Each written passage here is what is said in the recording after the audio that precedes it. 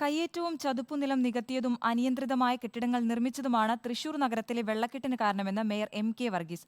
കോർപ്പറേഷനെ കുറ്റപ്പെടുത്തുന്നതിൽ അടിസ്ഥാനമില്ല. വെള്ളക്കെട്ട് തടയാനുള്ള നടപടിയുടെ ഭാഗമായി കയ്യേറ്റം ഒഴിപ്പിക്കണമെന്നും ഭൂമി ഏറ്റെടുക്കുമെന്നും മേയർ വ്യക്തമാക്കി.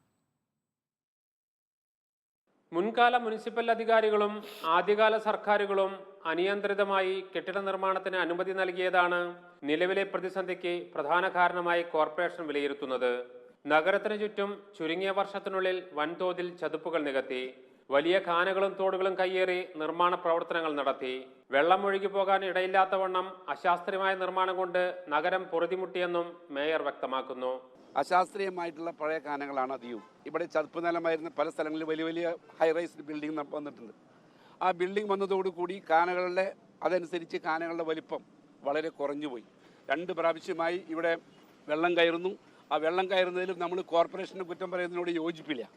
പണ്ട് കാലങ്ങളിൽ ചെയ്തതിൻ്റെ കുറ്റം ഏറ്റുവാങ്ങുന്നത് കോർപ്പറേഷനാണ്.